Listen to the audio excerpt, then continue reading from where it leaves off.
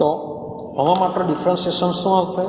मात्र ने मात्र अचळांक जे आमां राउटमां P10 होय छे आमां KH होय छे, मात्र अचळांकनो ज तफावत होय छे।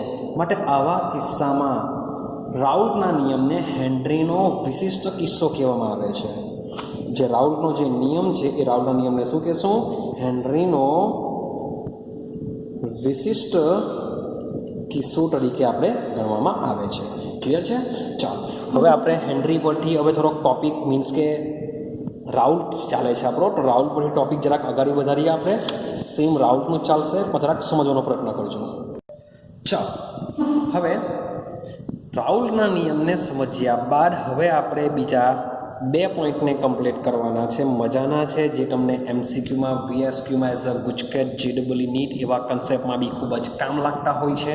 એમ તો મોટે ભાગે આ ટોપિક એઝ અ થિયરી તરીકે નથી પૂછાતા, પણ as a MCQ, as a VSQ, as a GUJCET JEE NEET આ બધા કન્સેપ્ટમાં એઝ અ MCQ સ્વરૂપે ખૂબ જ ઇમ્પોર્ટન્ટ આ ટોપિક ધરાવે છે, માટે અને સમજવાનો પ્રયત્ન કરજો। તો વાત કરીએ છીએ આપણે आदर्श द्रावण। बात करिए छे आपणे आदर्श द्रावण, जेने कहीशुं आपणे आइडल सोल्यूशन। तो सौथी पहला आपणे सवाल एवो आवे के आदर्श द्रावण कोने कहेवाय? हाँ, एक बीजी वस्तु याद राखवा जेवी के आ जे द्रावणो छे मीन्स के आदर्शने हमणे छोड़ी दऊं, जे द्रावण छे ए द्रावणना आपणे अहींया बे प्रकार पाडीशुं। एक छे आदर्श द्रावण અને એક છે બિન આદર્શ દ્રાવણ। બિન આદર્શ દ્રાવણ, તો આદર્શ દ્રાવણ અને બિન આદર્શ દ્રાવણ। પણ સવાલ એવો આવે કે આ જે દ્રાવણ છે એ દ્રાવણ કેવું હોવું જોઈએ? તો આ જે દ્રાવણ છે એ દ્રાવણ પ્રવાહી હોવું જોઈએ, જેના માટે આપણે આ કન્સેપ્ટ લેશું। મીન્સ કે તમારો જે દ્રાવ્ય છે, તમારો જે દ્રાવક છે એ બંને કઈ અવસ્થામાં હશે?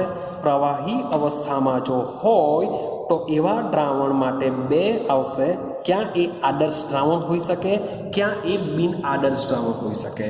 હવે સવાલ એવો આવે કે આદર્શ દ્રાવણ કોને કહેવાય? ક્લિયર છે?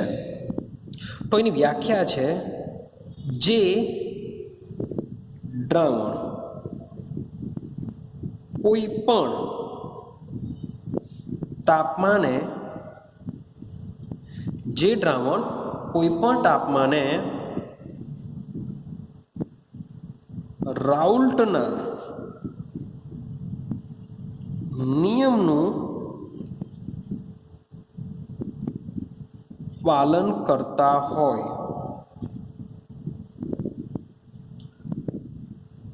तेवा द्रावणने आदर्श द्रावण कहेशुं।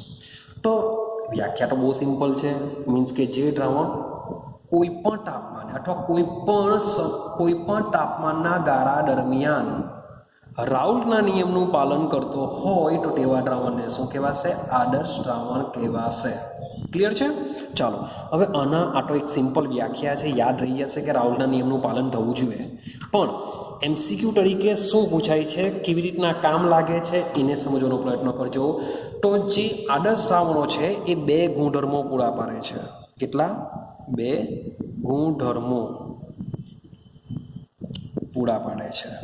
ए कया गुणधर्म छे समजो। चालो तो ज्यारे शुद्ध द्राव्य लई लो, प्रवाहीनी ज वात करावुं, शुद्ध द्राव्य लई लो वत्ता शुद्ध द्रावक लई लो, आ बंनेने भेगा करवाथी बनशे शुं? द्रावण। तो ज्यारे शुद्ध द्राव्यने शुद्ध द्रावकमां भेगा करी द्रावण बनाववामां आवे छे त्यारे आदर्श बनेલું क्यारे कहेवाय? जो तेनी एंथाल्पीमां थतो फेरफार, मीन्स के आ बंनेने भेगा करो, मिक्स એટલે કે મિશ્ર કરો તો એના માટેની એન્થાલ્પી આવશે મિક્સચર। મિક્સ લખીશું આપણે કે एंथाल्पीमां थतो जे फेरफार छे ए एंथाल्पीमां थतो फेरफार केवो होवो जोईए? 0 होवो जोईए। याद राखजो, आ कंडीशन मोटे भागे पूछाय छे के नीचेनामांथी आदर्श द्रावणनी परिस्थिति कई होय तो डेल्टा H बराबर शुं थशे? 0 हशे। क्लियर? हवे समझो मान लो कि हमारी पास द्राव्य आटलू है 20 ml, मारी पास एक बीकर है कि जेमा मैं द्रावक लीधेलो है 70 ml। हवे आ बेने भेगा करवाथी जे द्रावण है ए बंनेने आ बंनेने भेगा करूं तो आ द्रावण 90 ml जो थाय मीन्स के 20 + 70 = 90 ml। जो 90 ml थाय तो एनो मतलब एम थाय के डेल्टा V मिक्सचर = V शुं थवानुं 0 थवानुं। એટલે કે કદમાં થતો ફેરફાર 0 થવો જોઈએ। એન્થાલ્પીમાં થતો ફેરફાર 0 હોય તો આવા દ્રાવણને શું કહેશું આપણે આદર્શ દ્રાવણ કહેશું। ડેલ્ટા H = 0 એટલે કે પ્રક્રિયા દરમિયાન ઉષ્મા શોષાતી પણ નથી અથવા ઉત્પન્ન પણ થતી નથી। કારણ કે ડેલ્ટા H નું મૂલ્ય જો માઇનસ આવે માઇનસ તો આપણે એવું કહી શકીએ કે ઉષ્મા ક્ષેપક પ્રોસેસ હશે। डेल्टा एच નું મૂલ્ય જો પોઝિટિવ આવે લખીએ છીએ આપણે डेल्टा एच = જો માઇનસ હશે તો આપણે કહી શકીએ કે આ પ્રોસેસ કઈ હશે ઉષ્માક્ષેપક હશે। डेल्टा एच નું મૂલ્ય જો પોઝિટિવ હોય તો આપણે કહી શકીએ ઉષ્મા શોષક હશે। પરંતુ डेल्टा एच નું મૂલ્ય જો 0 હોય તો એનો મતલબ એમ થાય કે દ્રાવણ બનાવતી વખતે ક્યાં ઉષ્મા શોષાતી પણ નથી અથવા તો ઉષ્મા ઉત્પન્ન પણ થતી નથી। क्लियर थाय छे। अब डेल्टा V पर आवो डेल्टा V = 0 एनो मतलब एम थाय कि ज्यारे बंने घटकोने मिश्रण करवामां आवे छे त्यारे द्राव्य अने द्रावकनुं जेटलुं कद होय तेटलुं ज द्रावणनुं कद थतुं होवुं जोईए तो ज डेल्टा V = शुं आवे छे 0 आवे छे। क्लियर थयुं आइडिया आवे छे। चलो अगाड़ी जईए। हवे समझो बराबर समझવાનો प्रयत्न करजो। मानी लो कि मारी पास एक द्राव्य है अने द्रावक है मीन्स के बे घटको है। शब्द समझो मारी पास शू है एक द्राव्य है वत्ता एक द्रावक है। भाई द्राव्य ने हूँ ए कहूँ छूँ द्रावक ने बी कहूँ छूँ आ बे घटको ने लईए। हवे मानी लो कि आ बंने शुद्ध है आ बंने शू है शुद्ध आ बंने शुद्ध अवस्था में है। शुद्ध नो मतलब एम थाय कि बीकर में मात्र ने मात्र द्राव्य जशे आ बीकर में मात्र ने मात्र द्रावक ज हशे। तो ज्यारे बीकर में मात्र ने मात्र द्राव्य ज होय तो आ जे मोलेक्यूल छे एमां ए प्रकारनुं शुं जोवा मळशे आंतर आणवीय आकर्षण बळ जोवा मळशे। ज्यारे द्रावक बी जर शुद्ध अवस्था में होय त्यारे एनी अंदर बीबी तेना अणु वच्चे बीबी प्रकारनुं शुं जोवा मळशे आंतर आणवीय आकर्षण बळ जोवा मळशे। क्लियर थयुं। तो आमां ए प्रकारनुं आंतर आणवीय आकर्षण बळ जोवा मळे आमां बीबी प्रकारनुं आंतर आणवीय आकर्षण बळ जोवा मळशे। हवे ज्यारे आ बेने भेगा करीने शुं बनावीए छीए आपणे द्रावण बनावीए छीए। तमने आइडिया आवी गयो हशे द्रावण में क्या प्रकारना अणु हशे ए बी प्रकारना अणु हशे हाँ के ना। तो आ जे ए बी प्रकारना अणु हशे ए बी प्रकारना अणु में लागतुं आंतर आणवीय आकर्षण बळ ए अने बीबी वच्चे लागतुं आंतर आणवीय आकर्षण बळने समान होवुं जोईए।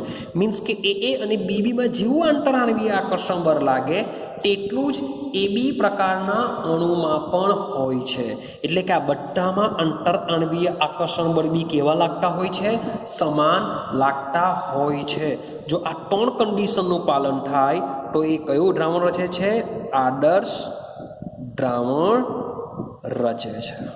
આટલું ક્લિયર થયું કે તેમાં डेल्टा H 0 હોવો જોઈએ डेल्टा V 0 હોવું જોઈએ અને એ અને BB પ્રકારનું જે આંતરાણવીય આકર્ષણ બળ છે શુદ્ધ અવસ્થામાં એમાંથી દ્રાવણ બનાવવામાં આવે તો જે AB પ્રકારનું આંતરાણવીય આકર્ષણ બળ ઉત્પન્ન થાય છે એ બધા આકર્ષણ બળો કેવા હોવા જોઈએ સમાન હોય તો જ આદર્શ દ્રાવણ રચે છે। પણ તેમ છતાં બી આદર્શ દ્રાવણ તમને બહુ જ ભાગ્યે જ જોવા મળતા હોય છે। कारण कहवाय ने आदर्श स्टूडंट होय नहीं तेम आदर्श द्रावण पण होता નથી, ભાગ્યે જ તમને જોવા મળશે. તેમ છતાં બી આપણે એક્ઝામ્પલ આના યાદ રાખવાના છે. એક્ઝામ્પલ તરીકે યાદ રાખજો, એના એક્ઝામ્પલ બી પૂછાય છે. તો ભાઈ નોર્મલ હેક્ઝેન અને નોર્મલ હેપ્ટેન આ બેને જો ભેગા કરો તો એ શું રચશે? આદર્શ દ્રાવણ બનાવશે. તો હેક્ઝેન હેપ્ટેન જો બંનેમાં ક્રિયાશીલ સમૂહ પણ સેમ કહેવાય, આલ્કેન જ કહેવાશે, તો બંનેમાં સેમ. તો નોર્મલ હેક્ઝેન નોર્મલ હેપ્ટેન શું કરશે? આદર્શ દ્રાવણ રચે છે. ચાલો ત્યાર પછી બીજી વાત કરીએ, તમારે યાદ રાખવાનું છે બ્રોમો ઇથેન અને ક્લોરોઇથેન. બ્રોમોઇથેન અને ક્લોરોઇથેન, તો ચેક કરો બ્રોમો અને ક્લોરો બંને હેલોજનસ સમૂહ છે, ક્રિયાશીલ સમૂહ સેમ છે, તો એ આદર્શ દ્રાવણ બનાવી શકે છે. ત્યાર પછી ચેક કરીએ બેન્ઝીન ટોલ્યુઇન. તો આ જે બેન્ઝીન અને ટોલ્યુઇન છે એ પણ શું કરશે? આદર્શ દ્રાવણ બનાવી શકે છે. ક્લિયર? ચાલો હવે આના કરતાં ઉલટું સમજવાની પ્રાપ્ત કરીએ. હવે સમજવાનો પ્રયત્ન કરીએ બિન આદર્શ દ્રાવણો શું છે. બિન આદર્શ દ્રાવણો. તો બિન આદર્શ દ્રાવણો શું છે? બિન આદર્શ દ્રાવણો કોને કહેવાશે? તો આના કરતાં ઉલટું યાદ રાખીશું. શું ઉલટું યાદ રાખીશું? જ્યારે જે દ્રાવણ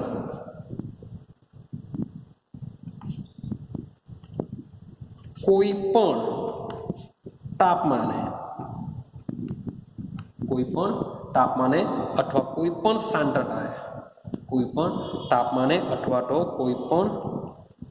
સાંદ્રતાએ તો જે દ્રાવણ કોઈ પણ સાંદ્રતાએ રાઉલ્ટના નિયમનું પાલન કરતા નથી. તો જે દ્રાવણ કોઈ પણ સાંદ્રતાએ રાઉલ્ટના નિયમનું પાલન કરતા નથી તો તેમને શું કહેશું? આપણે બિન આદર્શ દ્રાવણ કહેવાશે. એને શું કહેશું? બિન આદર્શ દ્રાવણ. હવે સમજો આ સેન્ટન્સ બી પૂછાઈ ગયેલું છે બોર્ડની એક્ઝામમાં કે આવા જે બિન આદર્શ દ્રાવણો છે મીન્સ કે આવા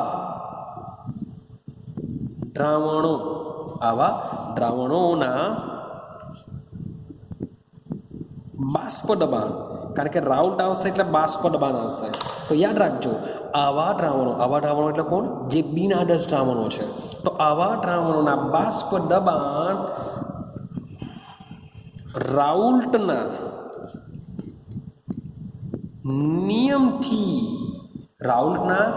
નિયમથી ઓછા, શબ્દ બોલું છું, રાઉલ્ટના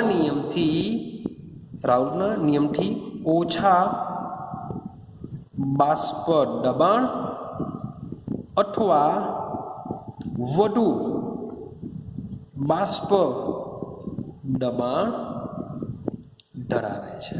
મીન્સ કે જે બિન આદર્શ દ્રાવણ છે એ બિન આદર્શ દ્રાવણ આદર્શ દ્રાવણ કરતાં બાષ્પ દબાણ ક્યાં એનું ઓછું હશે અથવા તો વધારે હશે. હું એમ નથી કહેતો કે આદર્શ દ્રાવણ કરતાં બિન આદર્શ દ્રાવણનું બાષ્પ દબાણ હંમેશા ઓછું જ હોય, અથવા એવું પણ નથી કહેતો કે આદર્શ દ્રાવણ કરતાં બિન આદર્શ દ્રાવણનું બાષ્પ દબાણ હંમેશા વધારે જ હોય. તો યાર કેટલાક બિન આદર્શ દ્રાવણો છે તેમનું બાષ્પ દબાણ આદર્શ દ્રાવણ કરતાં વધારે પણ હોઈ શકે અથવા ઓછું પણ હોઈ શકે.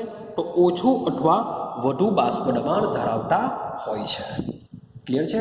તો જેને આધારે સમજો જો વધારે બાષ્પ દબાણ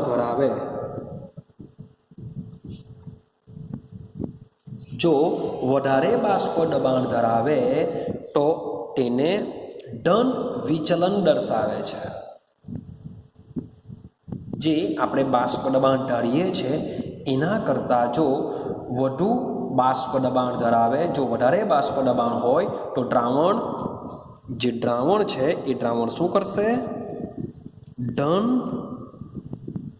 વિચલન દર્શાવે છે.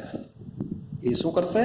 ધન વિચલન દર્શાવે છે. યાદ રાખવાનું છે આ પોઈન્ટ તમારે કે જે બિન આદર્શ દ્રાવણ છે એ આદર્શ દ્રાવણ કરતાં જો વધુ બાષ્પ દબાણ દર્શાવે તો આવું દ્રાવણ ધન વિચલન દર્શાવે છે. આના કરતાં ઉલટું જો ઓછું બાષ્પ દબાણ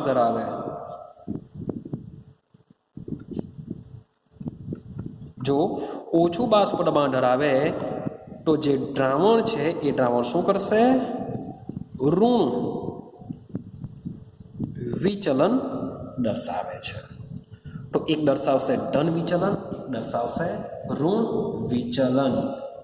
ચાલો, તો આને આપણે એક આલેખ દ્વારા સમજવાનો પ્રયત્ન કરીએ કે ભાઈ ધન વિચલન શું છે, ઋણ વિચલન શું છે, એને આપણે સમજીએ. બાષ્પ દબાણ અને મોલ અંશના પ્રમાણમાં સમજવાનો પ્રયત્ન કરીએ. સમજો બરાબર. ચાલો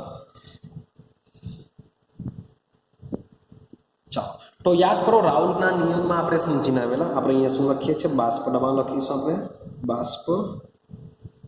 બાષ્પ દબાણ ને આ બાજુ લઈ લેશું મોલ અંશ. ક્લિયર છે? આપણે યાદ કરો સૂત્ર લખેલું કે દ્રાવ્ય અને દ્રાવક બંને પ્રવાહી અવસ્થામાં, કારણ કે આ પ્રવાહીમાં જ જોવા મળશે, તો આપણે પ્રવાહી વાળો આલેખ દોરવાના છે. તો માની લો કે અહીંયા x1 = 0 હોય તો અહીંયા x2 = શું હશે? 1 હશે. ક્લિયર થાય છે? અહીં x1 = 0 હોય, અહીંયા x1 = 0 હોય, તો અહીંયા x2 બરાબર કેટલા હશે? 1 હશે. તો અહીંયા x2 જો x2 બરાબર હું અહીંયા 0 લેવા તો x1 બરાબર કેટલા થશે? 1 હશે. મીન્સ કે અહીંયા માત્ર ને માત્ર શુદ્ધ દ્રાવક હશે, અહીંયા માત્ર ને માત્ર શુદ્ધ દ્રાવ્ય હશે. ક્લિયર? જો